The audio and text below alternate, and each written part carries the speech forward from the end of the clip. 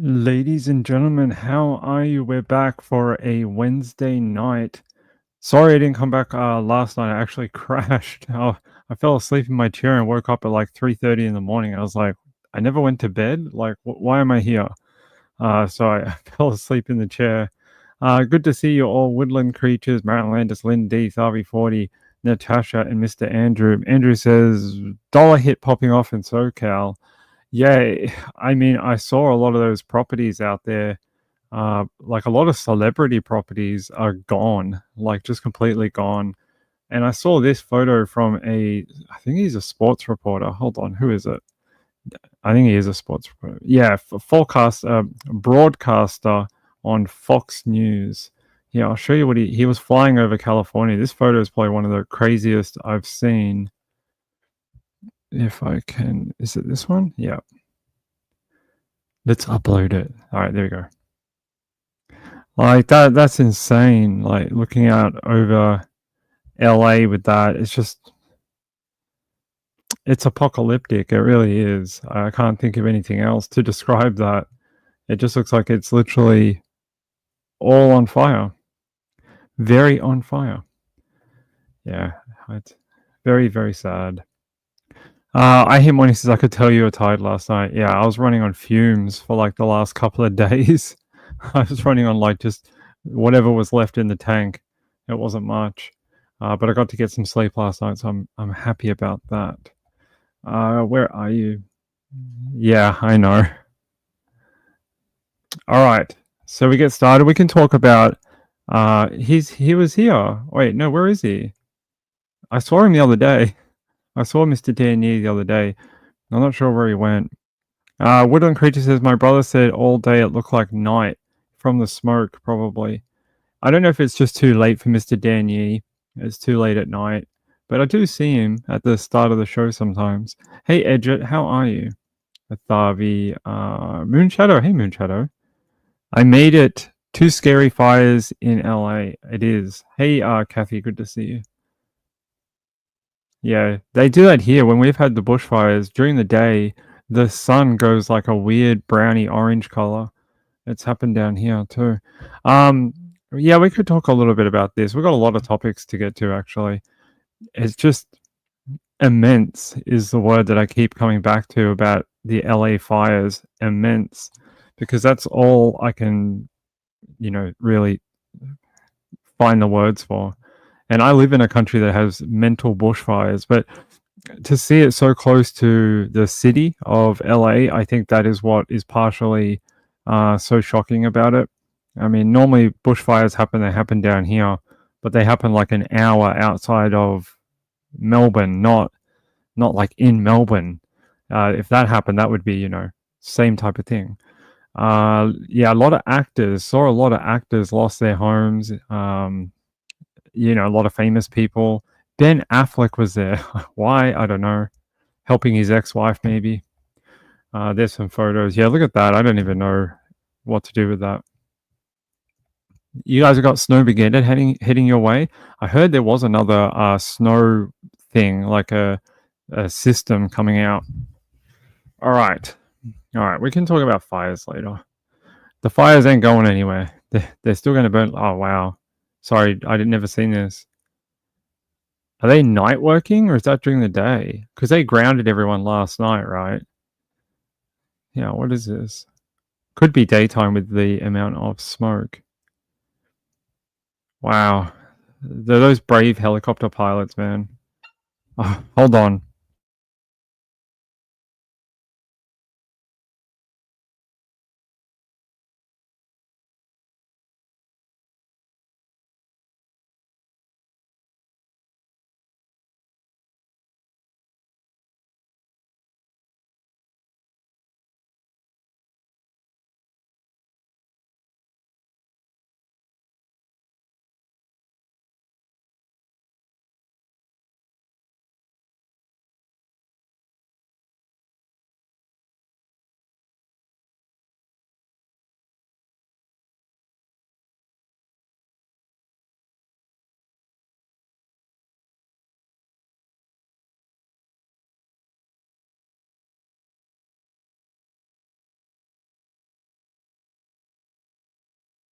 Sorry about that. Courier that I didn't even know was coming. A package I thought was lost just turned up out of nowhere. So, let's see. All right. Okay. Let's talk about true crime because I want to do that. I want to talk about this. Check this out. It's in the title of the show. Authorities receive 172 tips on location of new Lisbon man wanted in triple homicide. 172 people think they know where he might be, if they saw him.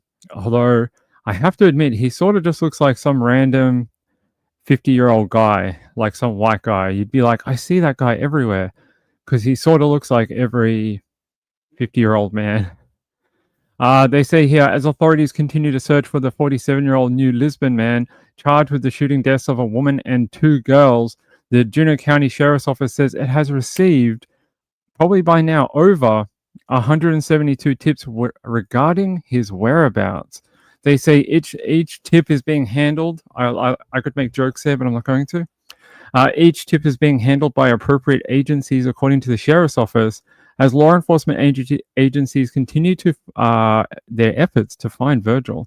So he has to be out of the area, although we had 2 guys arrested for Chloe Jade's murder. They were like, they're in New South Wales. They definitely traveled to New South Wales, and somehow they ended up back in Queensland, back in another state. So keep your eye out. I wouldn't stop searching in the local area where this is from in Wisconsin. I would keep your eyes out. I wouldn't be like, oh, he's long gone, because you never know where these people pop up or where they're hiding. They're saying, as law enforcement agencies continue their efforts to find Virgil, they urge people to report any concerns related to, this is very interesting, outbuildings, seasonal homes, hunting blinds, or other structures that may need inspection. So they have some feeling that he may be trying to like camp it out. He's out in the wilderness, but it is cold as nuts out there. So I would think it was, you know, dangerous if you can't find shelter. So Sean, I'll show your fire truck later. You're like a 4-year-old. You're like, Dad, fire truck. Thavi says not every actor has money coming out of their ears, people. Oh, I don't think it's right to make fun of anyone whose house burns down in a fire. Most of them may have more money than me or you will ever see, but there's a lot of actors who worked really, for nothing for years to afford where they live. Do they have nicer houses than most of us? Yeah, probably. Did they work their ass off to get there? Yeah, probably. I don't think all of them are like Nicole Kidman with 18 houses around the world. Like, I don't think that's all of them. Although you can make fun of Ben Affleck if you want. That's fine. Everyone does it. Sean says, look, Dad. Yeah, that's right. Look, Dad, fire truck. Thavi says, yeah, not every actor. It's very sad. I don't think anyone should make fun of anyone who's lost everything in a fire, whether or not they have several other places they might call everything. But, the one thing I will say is this. Actually, if you want me to comment on the fires? I will say this.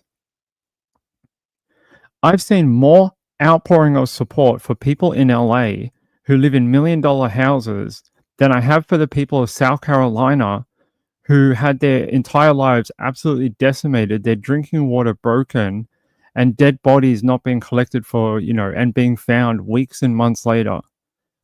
Like, I didn't see that type of, globalization of this event like we're seeing in LA. Sure, LA has Hollywood and stuff like that, but the Asheville, like in North Carolina, I mean, that was horrific. Like, there was people like bodies found in trees and stuff, like, and people who literally couldn't afford to rebuild because they didn't have insurance, that type of thing. It seems a bit the disparity between the two events is not cool, but like I said, I'm sure there's people in LA that, they're not rich people, like super rich either. Just because they have a house, it doesn't mean, they got 50 million in the bank either. But I will say there is a bit of a disparity between the reporting of, Asheville and LA. That's my opinion on it. No More BS says, we lost everything in a fire when I was 3. Life goes on. No animals or humans died. Last update I heard was 5 people had lost their lives in the LA fires. Not all of LA is rich for sure. No, that's true. Woodland Creature says you're right about that. Pink Hurricane Helene was horrifying as well. And there's still people out there that can't rebuild, can't find loved ones. Like, I think about them every day, the people that got caught in that hurricane, because it wasn't just a hurricane, it was the flooding event that really got everyone. It wasn't so much the main event, it was this after effect. Anyway, that's, yeah, I was thinking about it today. I was like, it's so weird to see this on every news channel around the world. Everyone's live streaming for 48 hours. And, I just didn't see that with a lot of the places in Carolina. They just sort of gave up on it after 24 hours. They're like, oh, hurricane's not there anymore? Oh, who cares? Oh, let's move on to the next news story. So anyway, I still think about the people in that region all the time, because I saw the photos and it's very sad that there's people that'll never rebuild up there. There's people that'll never have a home again because they can't afford to rebuild. It's very sad. I'm sure that'll happen in LA too. There'll be people who, who knows, their grandparents gave them that property. Like, there's not everyone is a Hollywood actor. So, I think I only saw about 10 or 20 names that were Hollywood actors. They said a 10-day manhunt. Let's go back to Virgil. A 10-day manhunt has been underway since December 30, looking for Mr. Ooh. That's what we're going to call him for now. You know how we have Mr. Cruel in Australia? Yeah, we should call him Mr. Ooh. I like that. He is Mr. Ooh.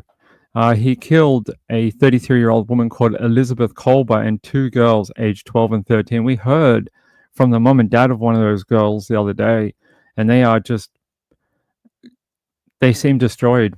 I don't even know any other way to describe them, except for they just seem utterly torn down and inconsolable. Like, I don't even know if they know what to do next. Like, I was watching that video of them talking, and they just seem lost. They seem so lost, and I hope that entire community puts their arms around them and the other family too. It's just, to lose a 12 or 13-year-old girl is, I don't even know what you do with that. I don't even know. But you know what we can do? We can look for Virgil, Mr. Virgil, who I probably spelled his name wrong in the title. That's okay. We can spell his name wrong. I'll fix it later. What are they saying here? Yeah, let's go. Kenosha County, they're saying statewide crime alert. So they've still got a statewide alert for him, Mr. Virgil. All right, hold on. Let me move you to a different thing. There's more information. Yeah, Juneau County. Yeah. So they're saying so far here that those 172 tips that have come in and are each being followed up by different agencies have led to nothing. So far, they don't know where he is. They're saying here, must say it later. But they're saying basically they don't know where he is. They really don't. The original headline of this article before they updated it was this. I'll read it to you since it's not coming up anymore.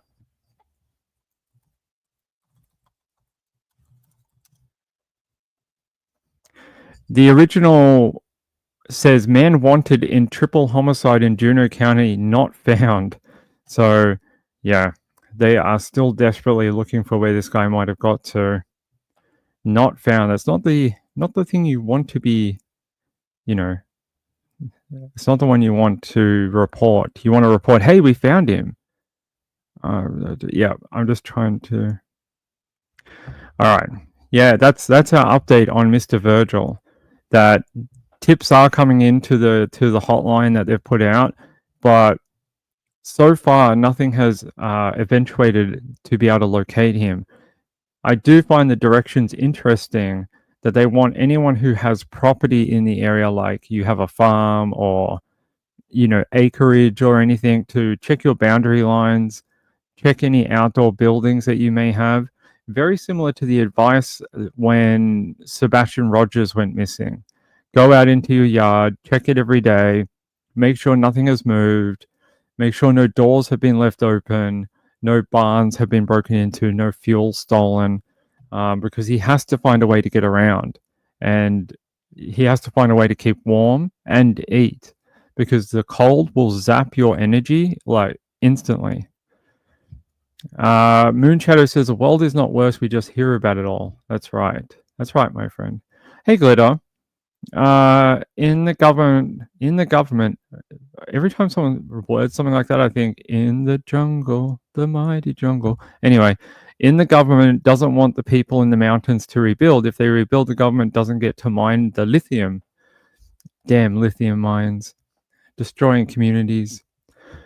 Yeah, it is a good point. I do think that the 24-hour news cycle means we do hear about it a lot more. Uh we had it. Do you want me to go find it again? We did do a show on some of the relationships, but it's his girlfriend was the woman, the 33-year-old. One of the girls was a cousin to the other girl, right? So what does that make them? I don't know. But I can find it. We can find the court records again and go through it. Here, where is it? Court records. Here we go.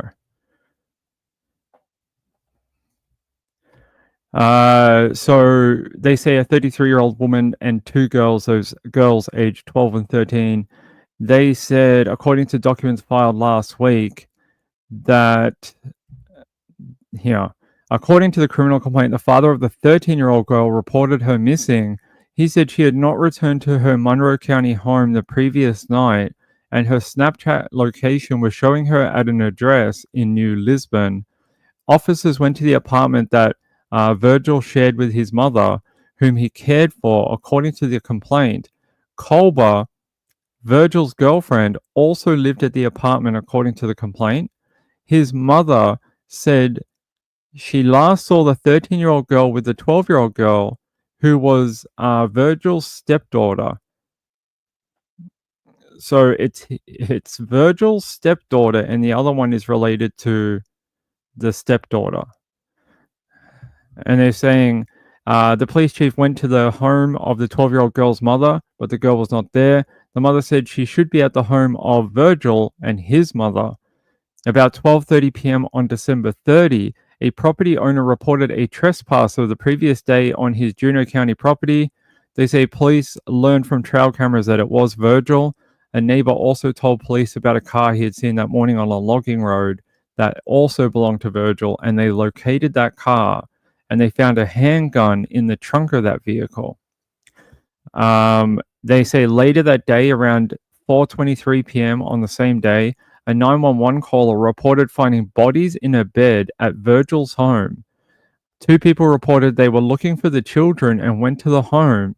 They broke into the locked bedroom of Virgil and found three dead people, three lying in the bed. When police arrived, Virgil's mother and two people who had been looking for the children were walking out of the home.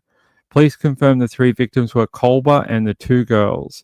According to the complaint, they saw that the bedroom had multiple locks on the door, which were damaged.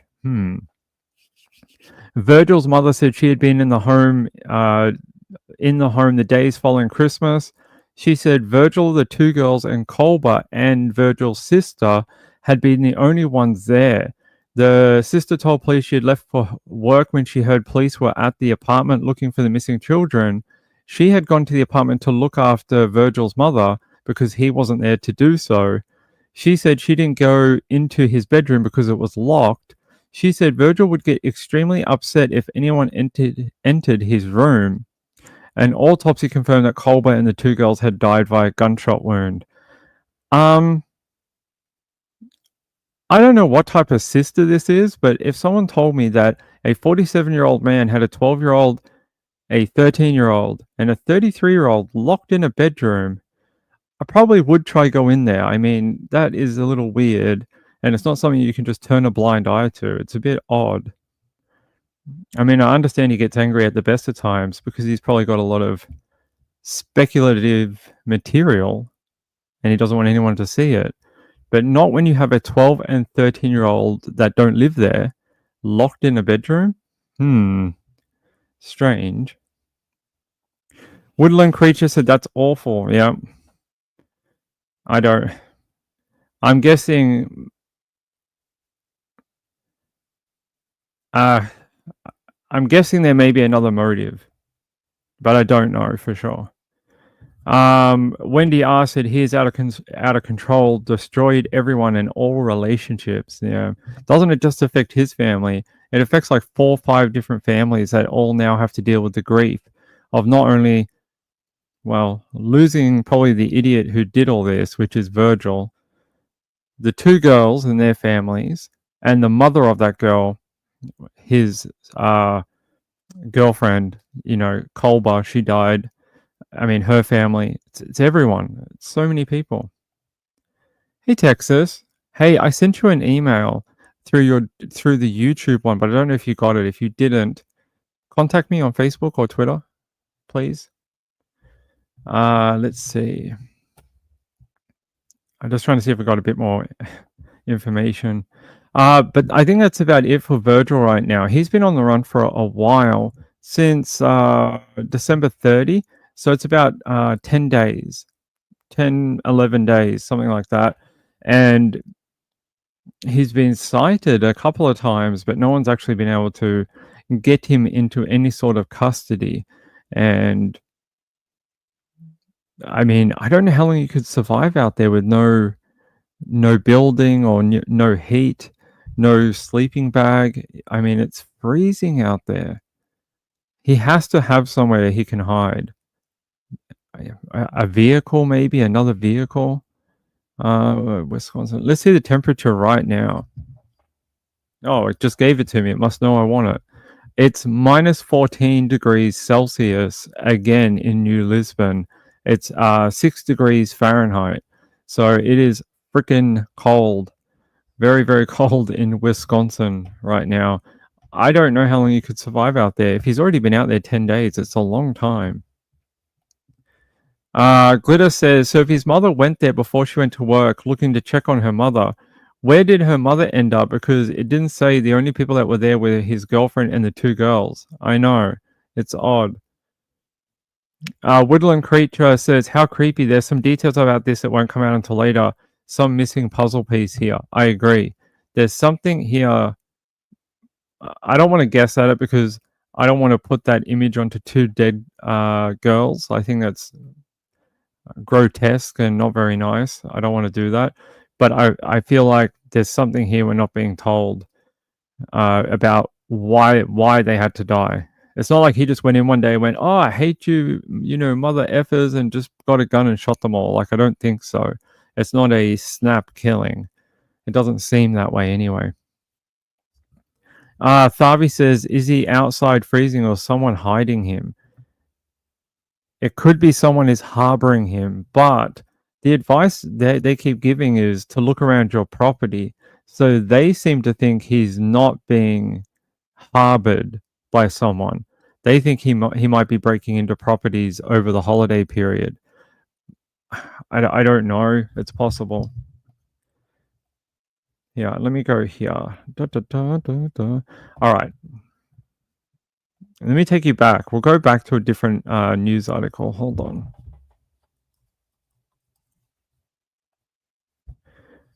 Okay. Apparently when you type it in, my videos come up first. That's impressive.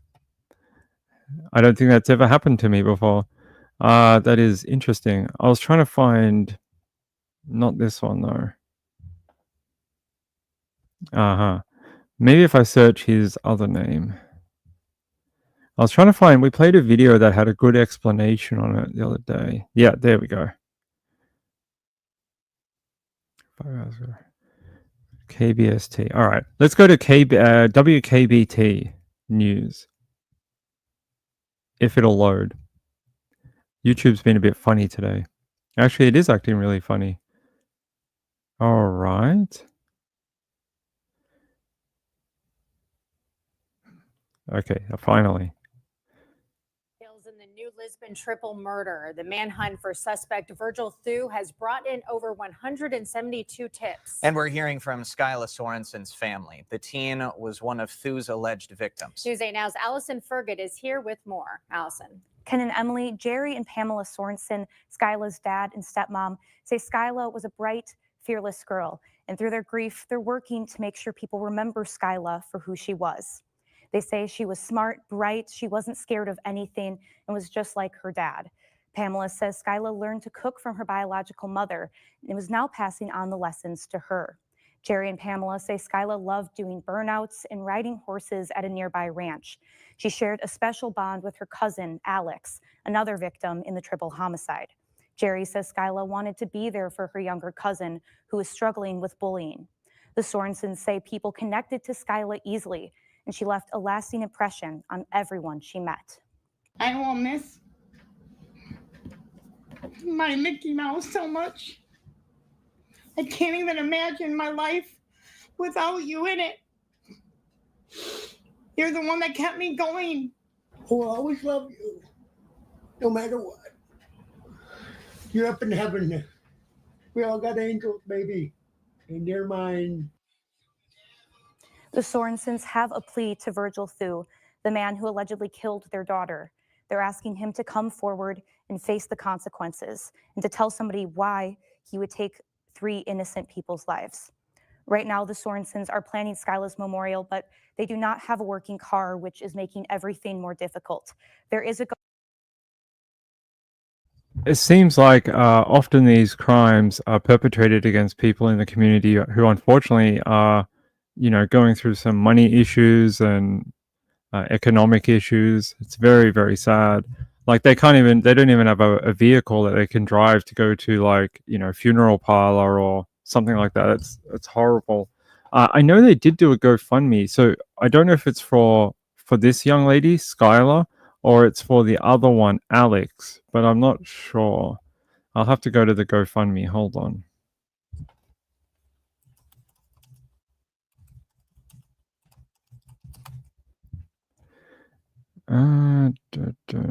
So it helps to no.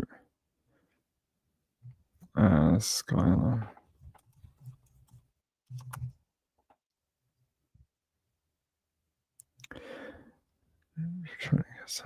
Killed outside his park. No.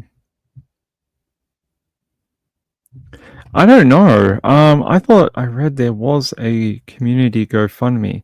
I can't seem to find it. No. Okay.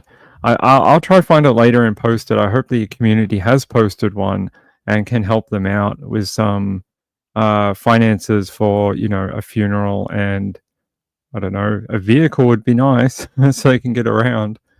But I know there's a lot of people out there that don't believe in this type of stuff. I don't know what you call it, but some people will be like, "Oh my God, that's socialism." But I think when you have a young daughter who's been murdered, I don't think that's socialism. I think that's just being a good community.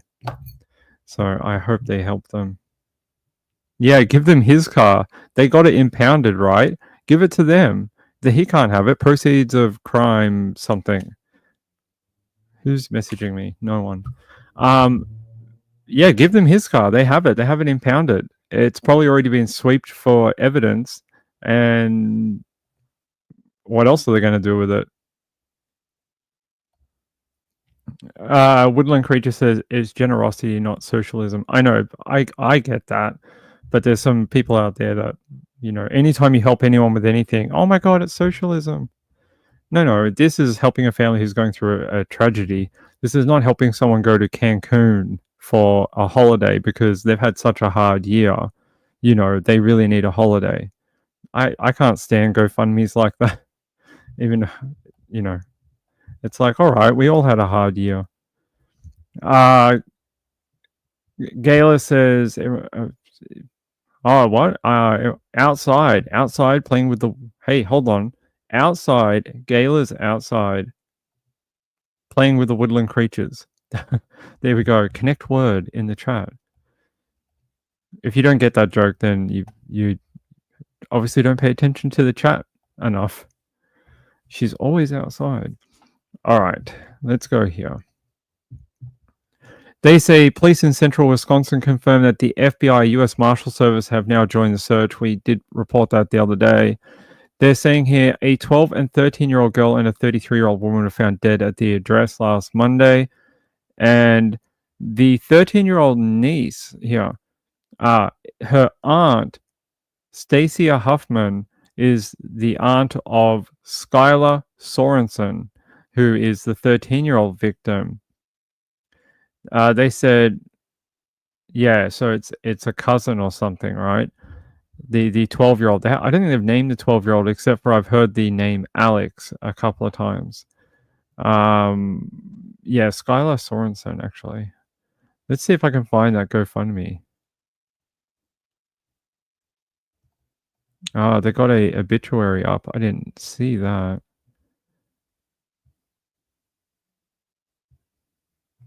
All right, here, let me load this. This is her obituary. They're saying her name is Skylar. I don't want to say her last name on air very much. Passed away suddenly on December 31st, 2024 at the tender age of 13. That's her parents' names. I don't want to read them out. Skylar's early years were spent in a nurturing environment of her hometown. She grew up surrounded by a loving family and a close-knit community. And looks like she's moved around a lot. Her bright spirit and warm heart will forever be cherished by her mother, Kendra, her father, Jerry, and her siblings. They say, and his children. All right. Yeah, they got a huge obituary here. I don't want to read it all out. A lot of it's personalized details, and I don't think that's okay to read out about a 13-year-old. They're saying, Skylar's kind and gentle soul was a gift to all who had the pleasure of knowing her. She was preceded in her death by her cousin, Alexandra. Alex, I don't want to read the last name, but you guys can see it if you really must. They're saying her legacy will continue on through the countless hearts she touched through her all too short journey. They say the community is invited to join in celebrating Skylar's life on January 18 at the New Lisbon Community Center in Wisconsin. I hope if you live in the area, you go and show the family some support. Head out there if you live locally. Bring some flowers or something pretty for the funeral. And yeah, turn out for the family. What is it here? The family does have a GoFundMe memorial under Donate to Skylar's Memorial Fund. Okay. Let's go here. Hey, they do have one a few days ago. I'm glad it's raising some money for them. Here we go. 9 days until the service. They've raised around $5,400. That's pretty good. I think it's probably going to cost them around 10 grand. These funerals are not cheap. They cost quite a lot of money. So they say, hi, I'm Megan, Skylar's cousin. Skylar was taken from us tragically at the age of just 13 due to circumstances of situation. They're saying we as a family could use help with funding the service and floral arrangements. We would love to do something special in her memory. We would just love. See, there's my dyslexia. We would just love to be able to give her the funeral she deserves. I would also love to be able to provide a fund to the family to help support them through this tough time and to allow them to grieve and go through legal processes. And she had a nickname of Bug. So, yeah, gone too soon. Yeah, gone too soon. And her cousin, Alex. Don't know too much about Alex. I think maybe her family's very private. I rarely heard her name mentioned. Yeah, even when I search it, I don't get anything. What if I type this?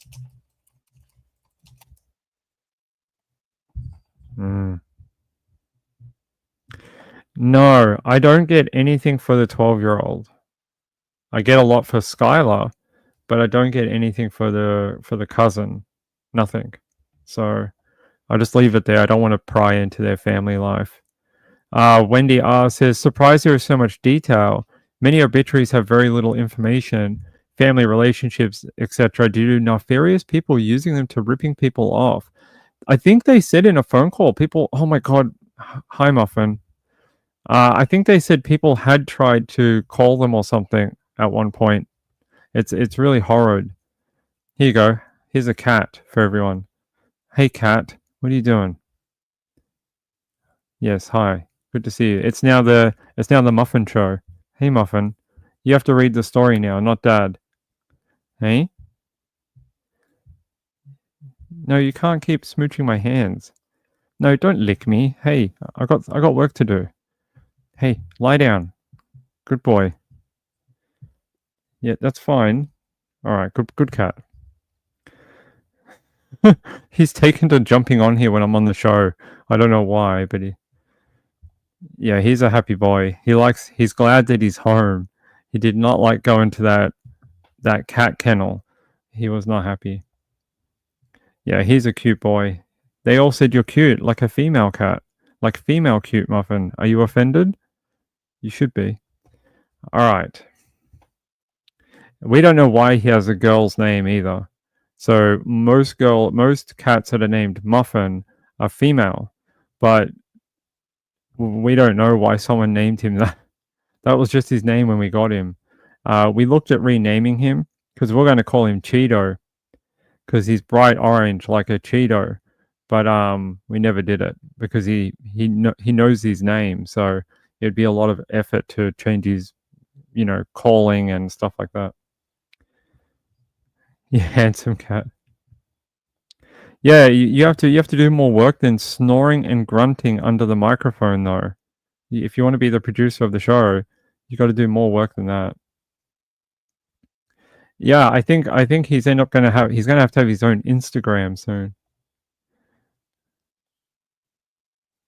Muffin and Rory are fixed, so it doesn't matter. That's right, they are. They both are. She's been spayed and he's been neutered, and they hate each other anyway, so they don't like each other. So Rory's all the way over there. She's in another room, like on the back of this computer. There's another room. She's in there. He's over here. All right, no more kitties. Back to true crime stuff. Okay, well that's your update about Virgil. We got one manhunt down. Let's see if we can get a second one. I hope that'll be the case because that was a pretty good ending to Chloe Jade Mason's one. Although that one is starting to become a real mess because I think some people are getting confused about what constitutes on the record and off the record. When a lawyer speaks outside of court, it's off the record. He doesn't have to. I could go outside of court today and be like, my client, he saw a giant purple elephant at the crime scene, and it means nothing because it's just a comment to the media outside of court. Wait till you hear stuff on record, and when there's been more evidence presented.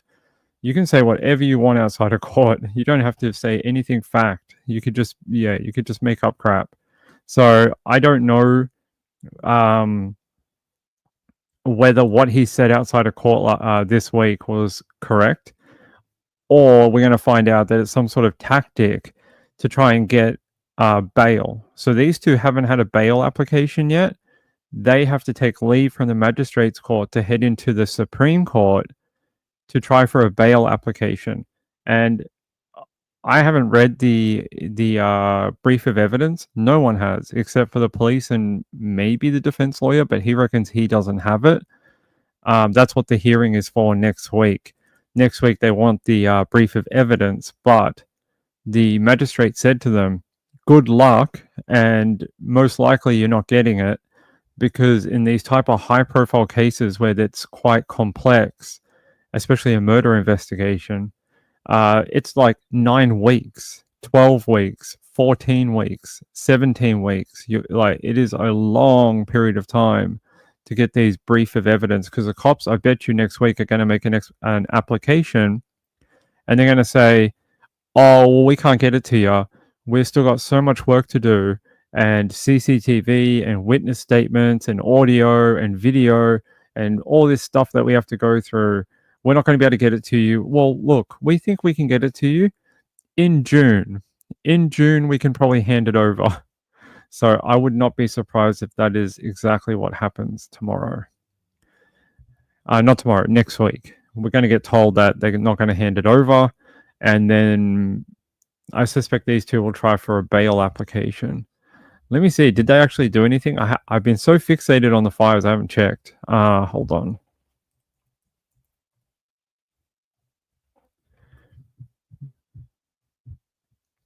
Yeah, I don't see anything new. No, because it's committed to mention next week. So that makes sense. Just this. Chloe Jade Mason turned up with a rifle at alleged killer's home before she was gunned down in self-defense, according to people. I want to know more about why then 2 murder charges.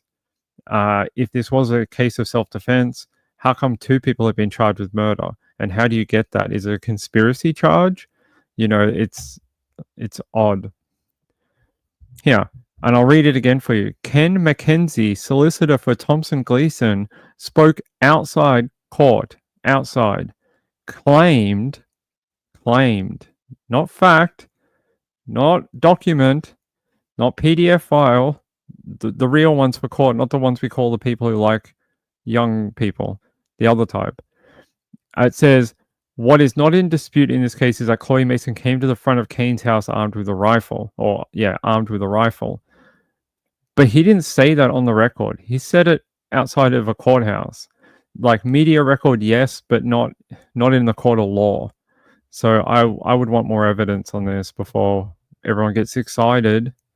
And here, he disputes the police's statement again.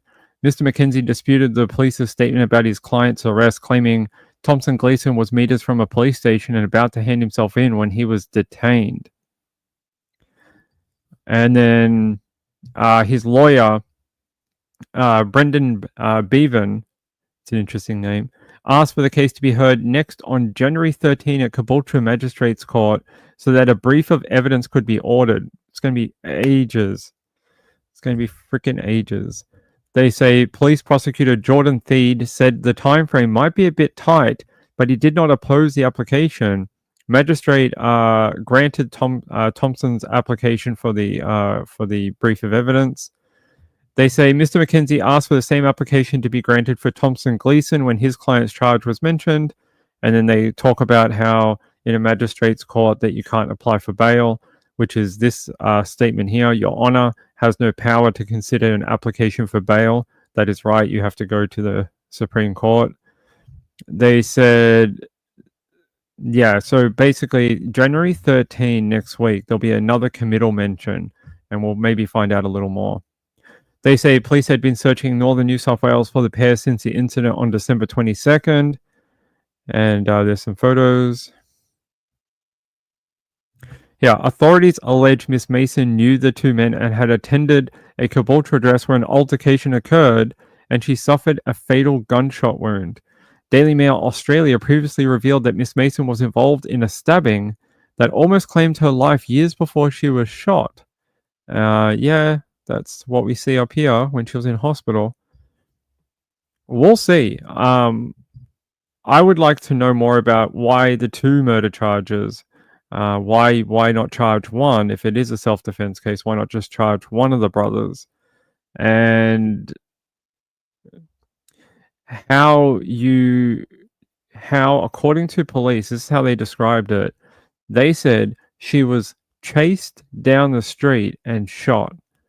That is telling to me about how the police view this, in that they view it as she was gunned down, not there was like an altercation and someone got a hold of a rifle and she got blasted with it.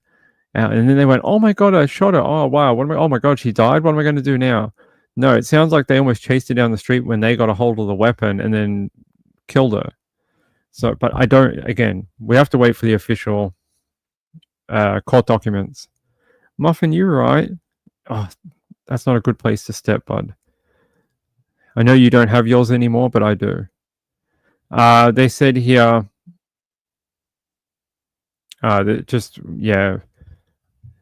when she got stabbed. They're talking about at one point she did have a stabbing. She had 2 drains in her heart to drain all the blood that's leaking from the valve that's been sliced with a knife that penetrated my heart 3 centimeters deep. So it sounds like she got chefed at some point, like the cool kids in the UK call it, getting chefed. Yeah, here's her in that hospital bed, 3 centimeters into her heart, nicked open a valve. So sounds like she was lucky to live that time. They ran away guilty? Possibly. Hey, Leisha, how are you? Thank you. I appreciate that. Please hit the like button and the subscribe button.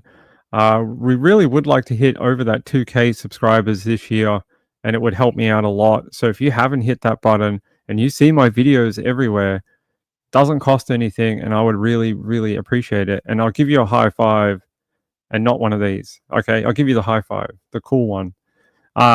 April B says, I have to take one of my dogs to the vet. I'm sorry, my friend. I hope your dog is okay. Yeah. So let's go and look at. I posted this on the Facebook, but let's go through it because I think people want to understand how this will work.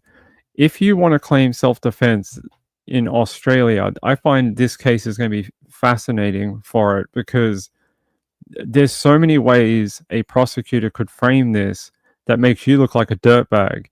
There's also other ways that your defense could also try and tear this narrative apart. And it's quite a broad statement, and I'll show it to you. Hold on, where's me things?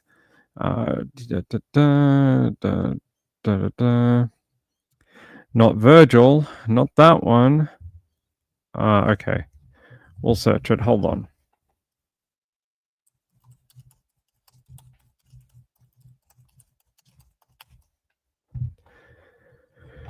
Okay.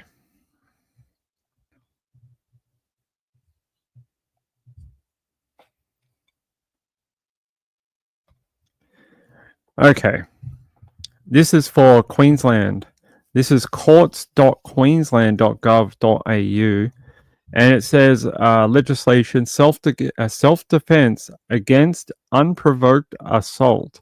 They say when a person is unlawfully assaulted and has not provoked the assault, it is lawful for the person to use such force to the assailant as is reasonably necessary to make effectual defense against the assault.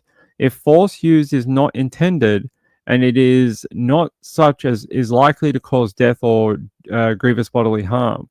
If the force used is not intended and is not such as likely to cause death or grievous bodily harm, they say in preparing a summary on section 2711, the following cases may be of assistance. These are different, probably self-defense cases here.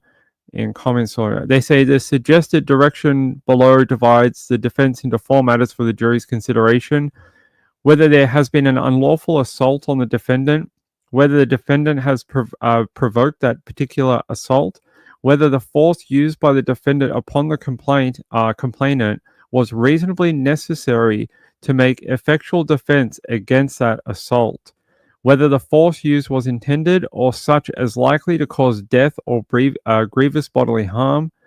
And yeah, this is very interesting.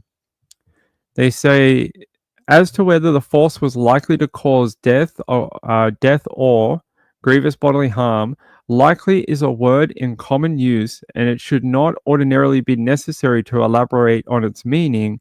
If any this is like directions to a jury. If any explanation is needed, it is sufficient to say that what is required is a real or substantial likelihood without adding glosses such as more likely than not, or more than a 50% chance, or odds on chance. So this is like when you direct a jury, like you can't tell them, oh, if it's 50-50 or it's over 50%, like you can't direct them in that way. All you can say is that it was likely. So yeah. And they say suggest a direction for section 2711. They say, I must now give you instructions on the law about self-defense. The criminal law does not only punish, it protects as well. It does not expect citizens to be unnaturally passive, especially when their safety is threatened by someone. Sometimes an attacker may come off second best, but it does not follow that the one who wins the struggle has committed a crime. Law does not punish someone for reasonably defending himself or herself. You will appreciate from what I said earlier about the prosecution bearing the onus of proof. That means that, again, the prosecution has to build the case and show why it is not self-defense. So in this particular case, if they are going to try and build or invoke a defense of self-defense, it's up to the prosecution to punch holes in that veil, like in that legal veil. They have to show why this does not meet this kind of requirement or test in court. So they're saying here, you'll appreciate from what I said about the prosecution bearing the onus of proof that the defendant does not have to satisfy you that this defense applies. The prosecution must exclude, negate it beyond reasonable doubt to satisfy you that the defendant acted unlawfully. So that's saying that, again, what I just told you, the prosecution, it's their job to show you why this is not a self-defense and why they acted illegally, aka murder, and not, manslaughter, or just not at all. And it's not a crime because they were protecting themselves or their property. So yeah, I did find it interesting. No manslaughter charge. I would have thought if police bought their story at all, they would have charged them with manslaughter and not murder. And they did not. They charged them with first-degree murder. So they're saying, and if the prosecution cannot exclude beyond reasonable doubt the possibility that, e.g., the wounding or injury occurred in self-defense as the law defines it, then this is the end of the case. The defendant's use of force would be lawful, and you must find him not guilty. You should appreciate that the law of self-defense is drawn in fairly general terms to cover any situation that may arise. Each jury has to apply it to a particular situation according to the facts of the particular case. No two cases are exactly alike, so results depend heavily on the common sense and community perceptions that the jury brings into the court. So it says here, this is very interesting though, when a person has been unlawfully assaulted and has not provoked that assault. So that'll be a test for when we get that evidence. We can see where it applies here and what sections, if any, does it meet for the definition of a defense under self-defense. So if you smoke in the hospitals, who's smoking in the hospital? Me? I didn't smoke in the hospital. I didn't do that. I don't do that. Hey, Pamela, what's up? Wendy R says, is that guy actually smoking the is he? Let's have a look. What? This guy? It looks like he does have a cigarette. I don't know if it is lit though. It doesn't look lit. You talking about the guy in the red Adidas thing here? It doesn't look lit to me. It looks like he's just holding it like it's some sort of fashion accessory. Like he thinks it's cool. Yeah, I tried to vape in a hospital toilet once, and they came and told me off. And I was like, well, it's like a 5-minute walk outside. They're like, go outside. And I was like, all right. Wendy R said, yeah. All right. So this is an example of what I wanted to show you about how this might go down in a court. Although, like they said, you have to apply it to the facts of the case, and we'll see. But here, what is a provoked assault? They say the second matter that arises is if there was such an assault, whether the defendant provoked it. Provocation means any wrongful act, insult, of such a nature as to be likely, when done to an ordinary person, to deprive him of the power of self-control and to induce him to assault the person by whom the act or insult is done or offered. They said, if you conclude that the defendant provoked the assault, then this particular defense is not open to him or her. On this basis, the prosecution has properly excluded the defense, and you need not consider it any further. If you do not conclude that the defendant provoked the assault, that is, you are satisfied that that the assault upon the defendant was unprovoked, then you will go on to consider these matters further. So there you go. That's how we might have to apply this when we find out, whenever we get the brief of evidence. It could be tomorrow, it could be next week, it could be in 2035, who knows. But I would suspect we'll probably see it.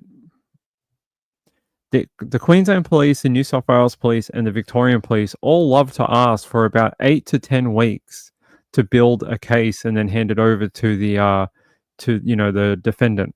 So it might be a while. Marlene Clausen said, how are the in-laws and grandmother? They are doing much better. Rachel said, it should be interesting to hear more. Yes. So right now, I would just tell people, don't jump to any conclusions, because, like I said, you can say whatever you want outside of court. You can talk about how Big Bird is going to be called as a star witness in your case, but we don't do that in Australia, so that would sound absurd. Yeah, just don't get caught up in it just yet.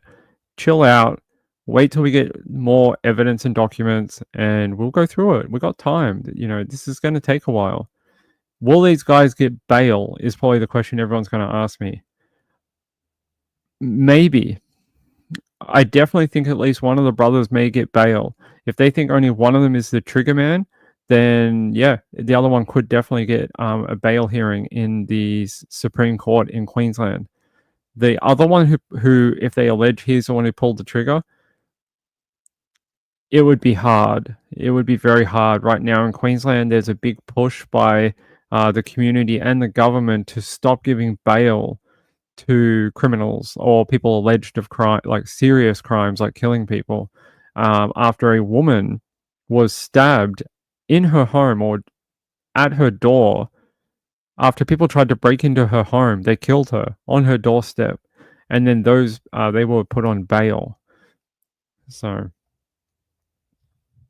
Bike Boy may be bail. Yes, I believe at least one of them may get bail. So, but they'll be under strict conditions, like don't contact witnesses, don't leave this area. You have to live at this one address, that type of thing.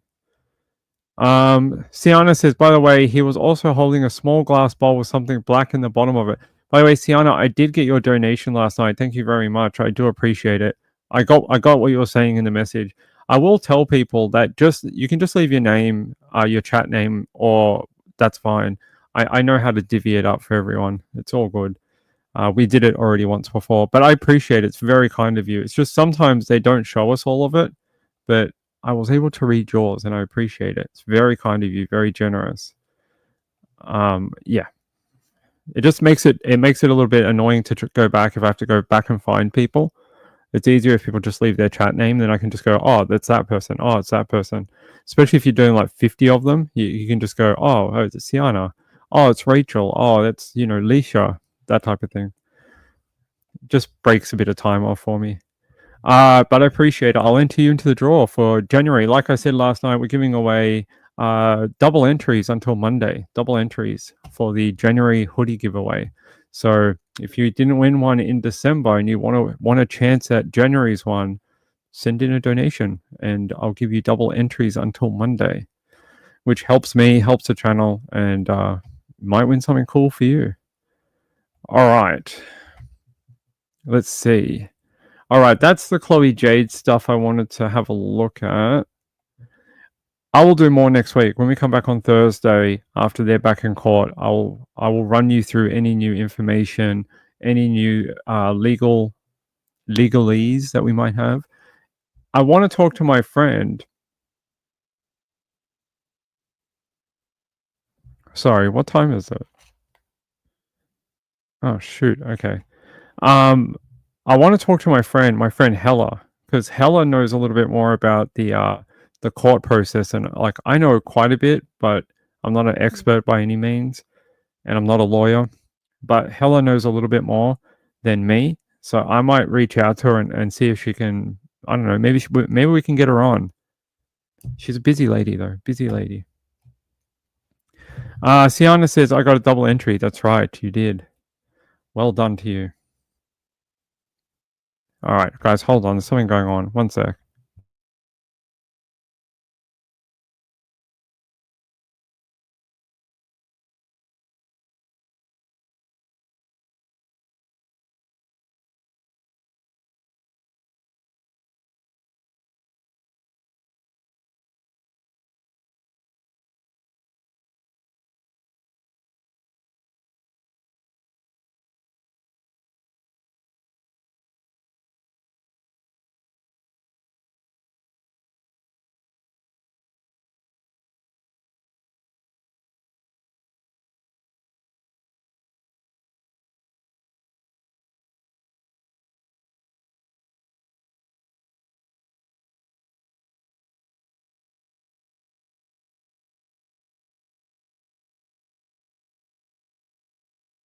Sorry, I had to help someone.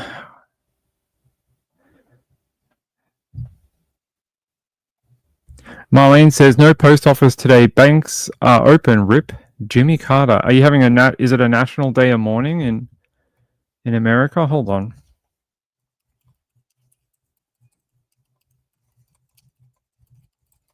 Do they do that in America? Oh, they do. Jimmy Carter's funeral will cause closings and service changes. Ah, interesting. What do you mean service changes? Oh, it is. It's a national day of mourning. I didn't know that. Let's play it. I had no idea. Sorry, Mr. Jimmy Carter. Remembrances for former President Jimmy Carter continue at this hour at the U.S. Capitol. Here's a live look as he lies in state in the rotunda. All day, people have been filing past Carter's casket to pay their respects to the 39th president. Among them, Carter's daughter-in-law, Becky Carter. The official state funeral for Carter will be held tomorrow at the Washington National Cathedral. President Biden has declared it as a national day of mourning.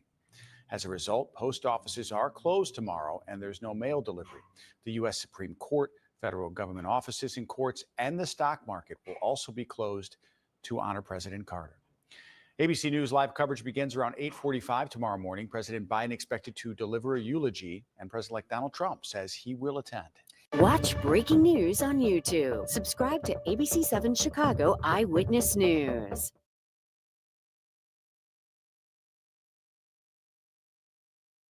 That is, you know, I hope his memorial goes well, or it went well. But I didn't know that you guys did a mourning day in America. I know they do it in Asia and some European countries. Yeah, rip President Carter. I mean, I heard he did a lot of good work, especially not so much when he was president, but apparently his first term was really good, or first year was really good, but he didn't do so well after that. But when he was voted out in the election, or beaten in the election, he then turned his life to humanitarian aid and doing stuff for, you know, other people. He even won a Nobel Prize, right? He won a Nobel Prize for his work around the world. Hold on, am I talking crap? Hold on.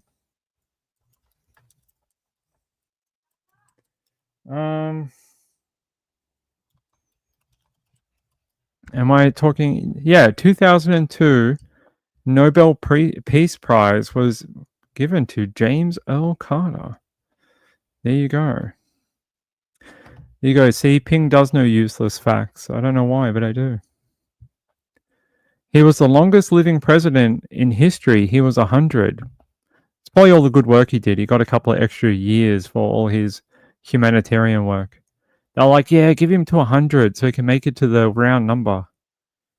They said the Nobel Peace Prize 2002 was awarded to Jimmy Carter for his decades of untiring effort to find peace solutions to international conflicts, to advance democracy and human rights, and to promote economic and social development.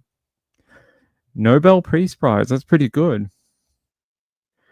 Yeah, there we go. Marlene says my mom was a telephone operator in 1970 and she worked nights and she would often come home and tell me she called the White House Carter's son was a part what the what she called the White House as the operator. I got you. Carter's son was a pastor in the local town. Oh, that's fancy, isn't it? That's fancy. I know. Do you know what's really interesting? In our family, we have a person who worked as an operator as well, and they worked as an operator for Telstra back in the 1980s. Back in the 1980s, no, back in maybe the late 70s, maybe the late 70s, late 70s, early 80s, and she worked for Telstra, which is our big telco down here, and she was a operator too. And she often tells stories about all the pranks they used to do to people. Like someone would be like, "Oh, connect me to like Jim's plumbing," and they would connect them to like the morgue down the road. She goes when they get bored, they would like connect them to like funny places. And I was like, "Did you not get in trouble for that?" And she's like, "Yeah, we did, but you know." We'd be like, "Oh my god, it's a mistake. I'm so sorry." And then they put them through to the correct number. But yeah, we have some operator funny stories in our family too. I know I am famous. Who's famous? Oh, Marlene is? Yeah, Marlene's very famous. Rachel says, yeah, great humanitarian. He started Habitat for Humanity. Oh yeah, they're the people who build the houses for people and work thousands of hours himself. Sounds like he was a good guy. May not have been a super amazing president, but I heard that his first couple of years he did really well. He sort of got logged near the end, unfortunately. He copped a really just a bad situation. I think he copped 2 back to back, and it made him look really bad. Yeah, it says here that all 5 living presidents went to his his funeral today. Let's go to Fox 32 in Chicago. President-elect Trump was scheduled to visit the Capitol to pay his respects to the late Jimmy Carter. The former president lies in state inside the Capitol Rotunda. This is a live look as thousands of mourners have been gathering since yesterday to pay tribute. Rebecca Castor has more. Former President Jimmy Carter lies in state for a final day ahead of his funeral service tomorrow at the National Cathedral. All day, the Capitol Rotunda has been open for the public to pay respects to former President Jimmy Carter. Supreme Court Justice Sonia Sotomayor was among those paying tribute, along with the Secretary of the Navy and members of that branch who served with Carter. They joined thousands of other mourners, some coming from across the country, to say goodbye to the 39th president. He was an amazing man who did amazing things. The Rotunda will remain open to the public until Thursday morning, when Carter's casket is brought to the National Cathedral for his state funeral. We're very honored that the administration and all of the security and patrols and federal agencies have come together to make sure he gets his final send-off. All 5 living presidents are expected to attend the service, coming together for the first time since George H.W. Bush's death in 2018. The service will feature eulogies from President Biden, as well as posthumous ones from Carter's predecessor, President Gerald Ford, and Carter's vice president, Walter Mondale. They will be read by their sons. So many people have come up to us and expressed this idea that Democrat, Republican, wherever they're from, they have respect for the human being that my grandfather was. Yeah, I think that's true. You can see the work he did after he was in office. Sometimes, for some people, they maybe end up being a president, but the work they do when they leave is often sometimes bigger than when they led the country. I know some people find that a very absurd idea, but you know, you don't get to be president forever. So they got to do something else with their lives afterwards. Except if you're Albanese. I don't know what he's going to do. Hopefully a fishing trawler off the Pacific for 12 months of the year. We can only hope. Yes, go back and catch up. Okay, what time is it? It's 4:40. Okay, we've got 20 more minutes, then I've got to get out of here. So let's keep going. We can talk fires if you want. I want to talk fires for a little bit. Let's have a look. What's the update? That's what I want to know. What is the current update to the fires? I thought I read like 5 people, unfortunately, had lost their lives. That's not what we want to see. Wait, a Hooters girl got pulled over? I see some story that says Hooters girl got pulled over but for a DUI. Oh my god. Who cares? Let's see. Alright, fires. They're saying Hollywood Boulevard is in the firing line? What? Hollywood Boulevard. What does it say here? LA's iconic Hollywood Boulevard is evacuated as fire erupts in celebrity epicenter. There you go. Sunset Boulevard on fire. That is... I hope it all doesn't burn down. They say now the Sunset Fire is set to wreak havoc, burning havoc. No, it's set to wreak burning havoc. There we go. In the celebrity epicenter, causing the famous strip home to the Hollywood Walk of Fame. Oh my god, don't let that burn up. What will we ever do without tiles with famous people's names on them? The TLC Chinese Theater, and I love that it's now the TLC. The TLC Chinese Theater. Didn't it used to be called something else? And the Hollywood Bowl. Well, we have to have the Hollywood Bowl.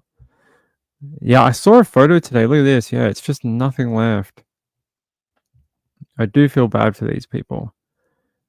Just obliterated.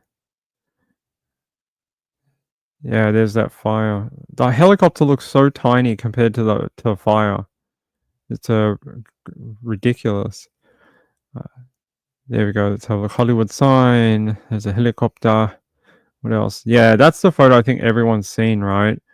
The hills above LA are light, especially like that photo I showed you at the start of the show. Where is it? This one. Like that's... I just hope for some reason that's not real. It's some sort of CGI or something. It just looks terrible. It just... yeah, it's bigger fire than I thought it was going to be. Let's see. My father-in-law was a regular attendee at the Hollywood Bowl. Ah, famous. Let's see. Wendy R says, couldn't hardly believe the fire went clear to the coastline, even burned down lifeguard towers. Yeah, I figured it was going to do that, being that it was right next to it. It depends which way the wind was going to go, but seemed like that was an option. I was just trying to find an update of the statistics. Where is it? Did we miss it already? Looking at pretty photos.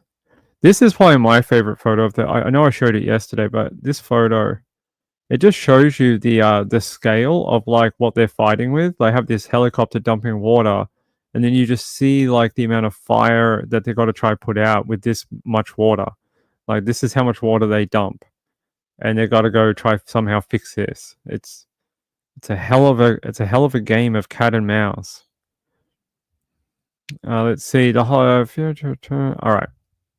They say at least 5 people have lost their lives in a devastating natural disaster so far, with 1,000 structures completely obliterated and thousands of people left with nothing but ash across the city of Angels. They say now the Sunset Fire is ready to wreak havoc. I hope not.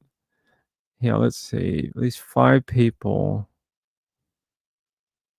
All right. Let's see if we can find a better update than that. Yeah, it says, okay, that's just the last update. I thought they would have done a better update. Okay, LA.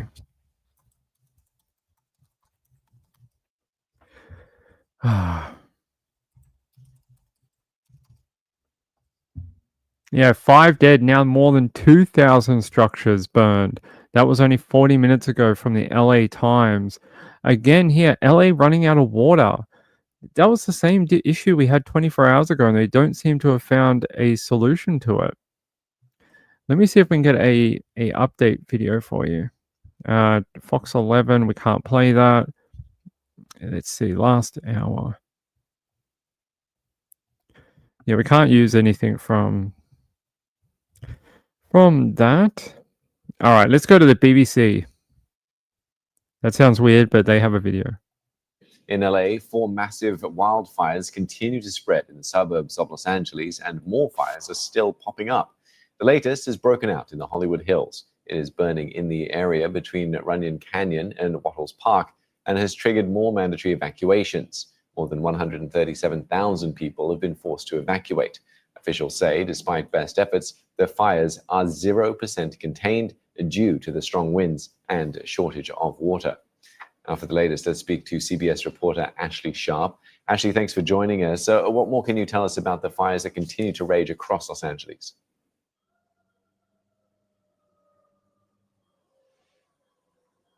Hi, Steve. Well, of those major fires that are burning here across Los Angeles, I'm covering the Eaton fire currently. We're in Altadena, California, just outside of LA.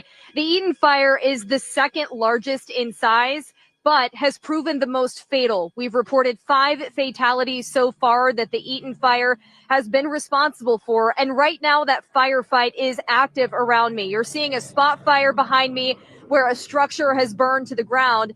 And just up the hill from where I'm standing, dozens of fire trucks and crews are actively fighting the Eaton fire up on the hill. You'll hear off and on fire alarms that are sounding around me as well. And smoke has filled the air. What I can tell you, Steve, is the difference is the wind. What were hurricane force gusts yesterday have calmed, which is a help to those fire crews tonight.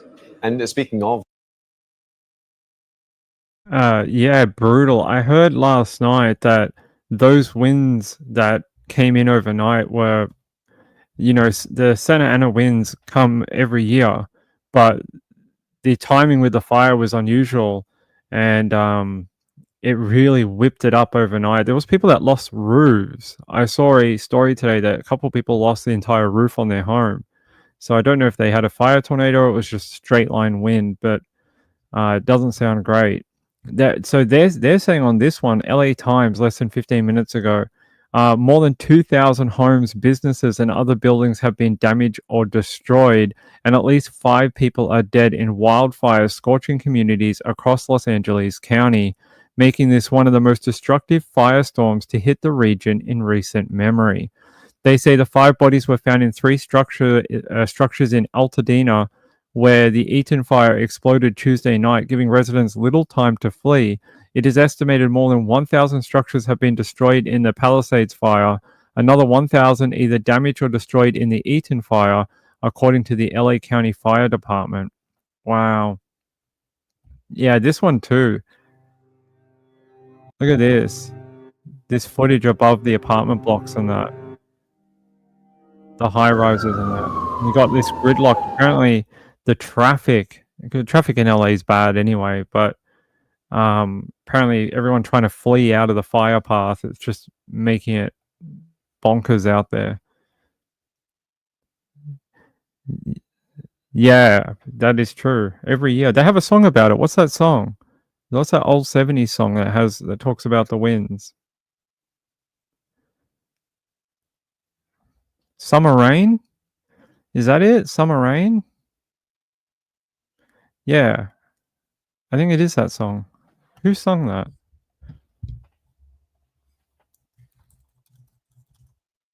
It was Belinda Carlisle. Belinda Carlisle sung that song. In those lyrics, she talks about the Santa Ana winds. Yeah, let's see. Yeah. She said in the lyrics, it says, I remember the rain on his skin and the kiss is hotter than the Santa Ana winds. There you go. And she says, whispering our goodbyes, waiting for the train. I was dancing with my baby in the summer rain. We could only hope for some summer rain in LA tonight. That would be good. We need that song to come true. We need the rain. So that would be very helpful. Natasha says the water reserve isn't meant to fight forest fires, which is the size this beast has become. I heard last night on one of the coverages that the Los Angeles Fire Department has been calling in tankers to give water because they don't have a supply that they can use. So they've been calling in these what are you doing, Muff? Hey, not right now, Baba. They've been calling these massive water tankers to come in and supplement their water supply. Oh my God. Here he is. Hi, Bubba. What are you doing? You just can't leave Dad alone, can you? I kick you off, you come back. I say, not right now. I'm doing a show. You come back. You're like a boomerang of a cat. Okay? You're like a boomerang. And this cat, I'm telling you, has never slept on my lap in 8 years of having him as a cat. Never, ever. I used to sit on that couch over on the other room all the time, and he would sleep at the other end of the couch. Now he likes the computer chair for some reason. Either that or he thinks he was a bad boy, and I sent him away to the cat place. And he's like, I'm not bad, I'm a good cat. I'm a good cat. See, I sleep on laps now. I'm a good cat. Inside for One Son is driving a water truck over to the fire. Is he? I haven't heard from her in a little while, probably because of the fires. But I hope she's okay.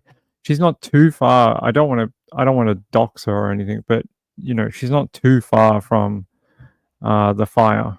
So I hope she's okay. I haven't heard from her actually in a little while. But I know where she lives, and I know she's not too far from that.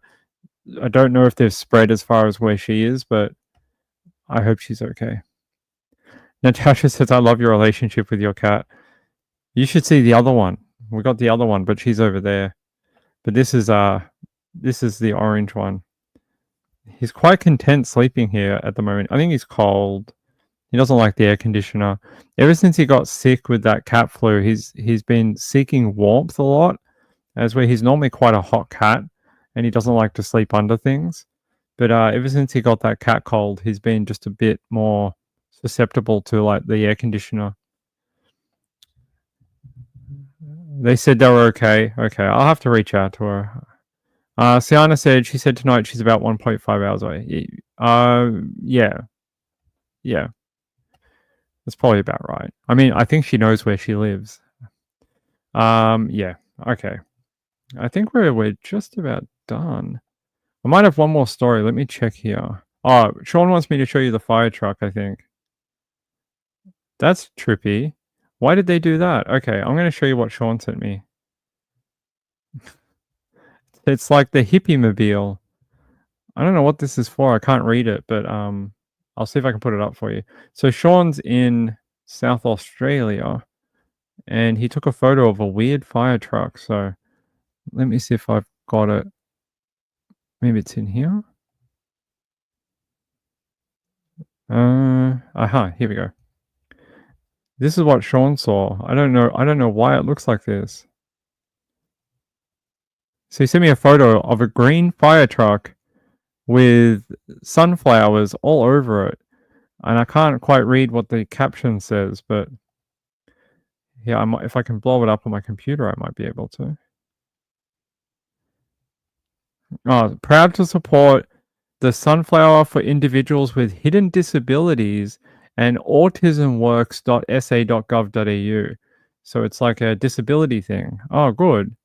It makes it be seen. I get it. Make the fire truck look crazy. Marlene says, set out bowls of water. Yeah, they have heaps of bowls of water. Bowls of water that I kick over every day, and then have to clean up water everywhere. I like it. Yeah, we should make all fire trucks bright green with sunflowers. That is awesome. I'd like to see more of that. They'd rock up to your house. Please save our house, sunflower truck.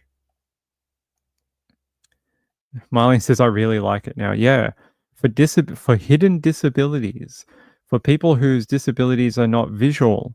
So, like, there's some people in the world who have a disability, and you can't see it. Like, that's why do you ever get this in America? People in Australia often yell at people who park in disabled, like, parking, but they think they're not disabled. And then the person's like, just because you can't see my disability doesn't mean I'm not disabled. It's a very, you're judging me on what I look like type thing. So I don't know if that happens in America, but it definitely happens here. All right, let's see. Mr. DJ sent me something. Okay. All right, we'll do this one. Let's go to Ohio. We love Ohio. Ohio woman 75 killed and eaten by neighbor's pigs on Christmas Day. They say an elderly Ohio woman was mauled to death and partially eaten by her neighbor's ravenous pigs near her home on Christmas Day. What the hell? Her name was Rebecca Rigney. She was 75 and she was found dead with injuries to her legs on the front steps of her home on Mink Street in Pataskala.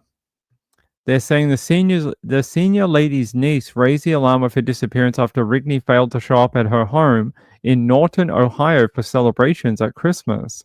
Responding officials reached the property around 3 p.m. and found a large pig roaming inside. Officers further discovered at least 2 pigs at the neighbor's residence and told the owner the animals will be quarantined until further notice. Well, you can't eat them now, can you? They're sort of like human pigs, and their meat becomes. If you eat the pig, are you then a cannibal? You might be.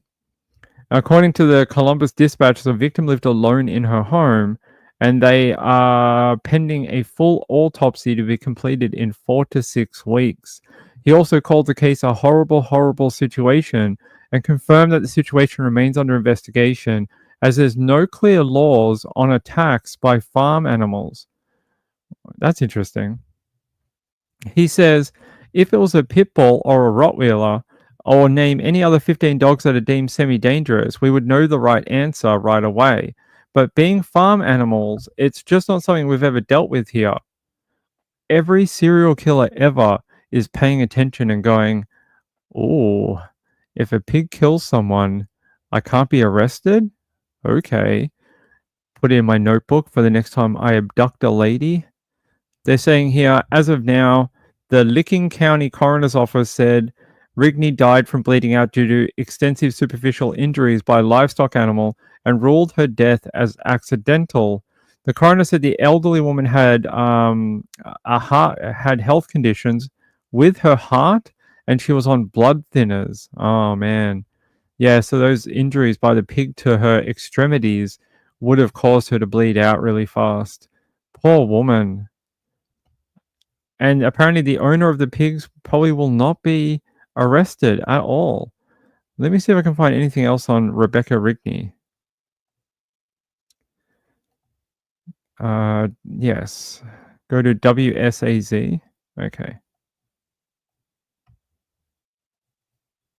Pigs may have contributed to a woman's death in Pataskala. Police say they were called to do a welfare check on a 75-year-old woman after she didn't show up for a holiday celebration. There was a whole bunch of police cars, and I'm going to get investigators and whatnot outside of the lady's house. But police say when an officer arrived on the scene, he saw a large pig enter the area. They found out the animal belonged to a woman next door and told the woman to quarantine the animal until further notice. It was pretty crazy, wild, because there's not just wild pigs roaming. I've never seen pigs except for the market down the street, so it's very confusing. The Licking County Coroner's Office says the woman died from bleeding out due to extensive superficial injuries by livestock animals. The coroner's office also says the woman had prior health conditions and ruled her death accidental. And it would be nice to get some clarification on what actually happened and what's actually going down in our neighborhood. So, I mean, this is a very quiet neighborhood. Nothing happens in this neighborhood. We knocked on the door of the woman who police say owned the pigs. She told us that she can't comment. David Hansen regularly delivers packages to the neighborhood. He told us it's unbelievable what happened. I was shocked just to hear that 2 pigs had possibly killed a woman was a little shocking. The Pataskala Police Department and the mayor declined an interview.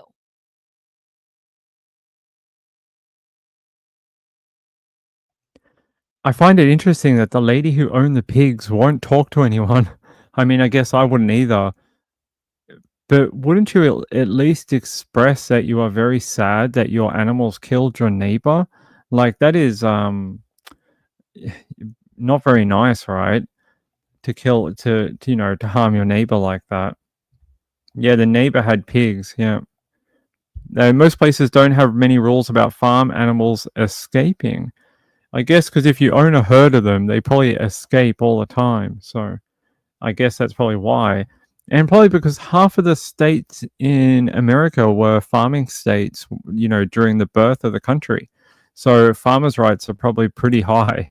There's probably a lot of places where farmers get away with a lot of stuff they, probably shouldn't. But yeah, her lawyer may have said to say nothing. Yeah. Bad fence? I don't know. It doesn't say. I don't think it tells us in the article. Let's have a look. That was from WSAZ3.com. There you go. No, it's WSAZ.com. This is from WBNS, Ohio. They say investigators believe a neighbor's pigs may have contributed to the death of a 75-year-old woman whose body was found on her porch on Christmas. They're saying an officer secured the scene. He saw a large pig enter the area. It was determined the animal belonged to Rigney's neighbor. Police believe the pig may have contributed to Rigney's injuries.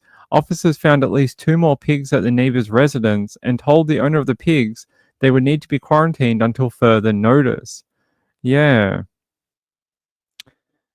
It's going to be 4 to 6 weeks until we get a full autopsy and whether any charges can be laid over Miss Rigney's death.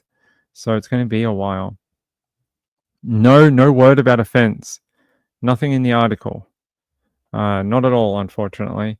By the way, I want to thank my very sweet friend. I want to thank my friend Moon Shadow. Thank you very much. That is very, very kind of you. That helps out a lot, and I will keep up the good work. I will, just for you, Moon Shadow. I will keep up all the works, and thank you. Cheetah No More says, nice to meet you. I knew you. Oh, Cheetah No More, you never met Carlisa before? Carlisa's been here a while. Maybe you guys just missed each other. Carlisa said, yes, I'd like the sunflower to become normalized in the USA. Lots of invisible disabilities, and people will yell at you if you don't have a wheelchair but are handicapped. I can understand that as someone who's not disabled, but I suffer from, I have ADHD. I've had it since I was diagnosed when I was 6. But I also have severe anxiety at certain times too. People judge me consistently. They think I'm fine, and there's no reason to, get any help or try and get better or anything like that. They're just like, oh, it's just all mental.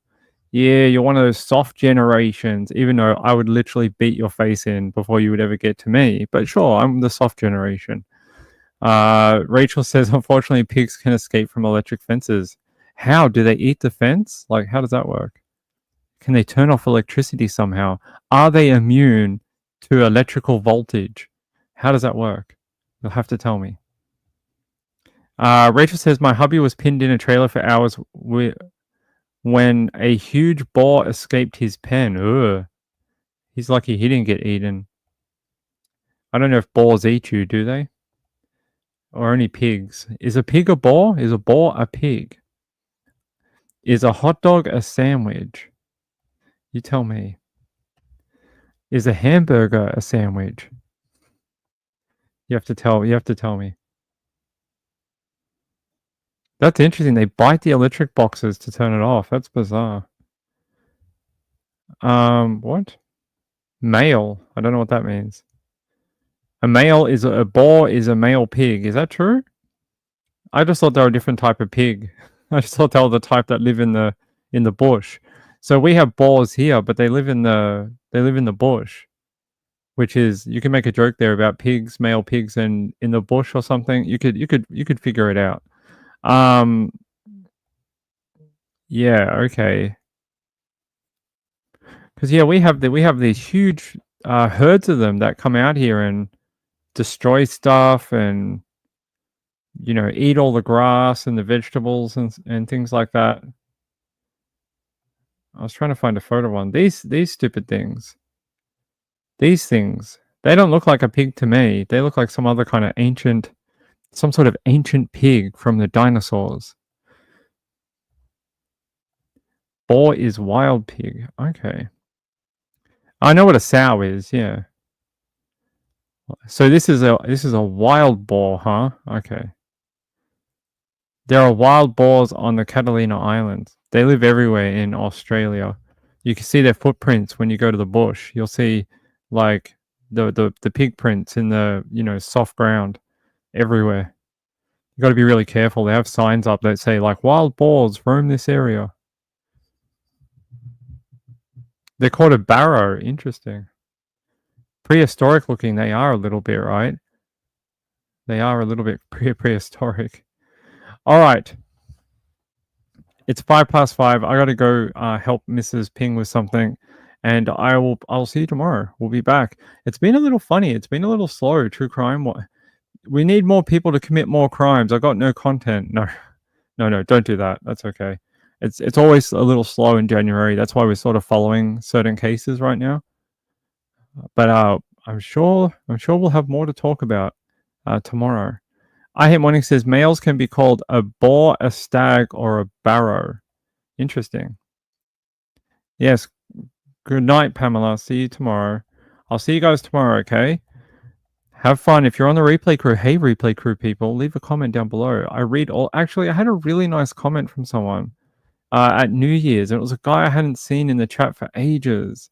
I mean, hadn't seen in the comments for ages. I'd have to go all the way back, though. Some really nice person. Where is it? Is it this one? No, that's my friend Juicy Jules. Hey, Juicy Jules. That's Amy. That's Rachel. That's DJ. Nope. That's I Hate Mornings LMS. Nope, nope. That's Melissa. Hey, Melissa. That's Penguin. Leisha. Zelda even came back. Oh, my friend Blaze. Robbie. LMS. Lynn. I'm trying to... Where is it? Jetty was in the comments. Dr. Michelle. Hey, Dr. Michelle. Dog Lover. Oh, I can't find it. There was some guy that I hadn't seen in freaking ages, and I was like, wow, it's really nice to see them in the comments. Jim. Hey, Jim. Hey, Jim, I saw your comment a couple of weeks ago. It's really good to see you in the comments. I know that you leave them randomly from time to time. It is really nice to hear from you. All right. It's nice to hear from the rest of you too. I'll see you tomorrow. Good night.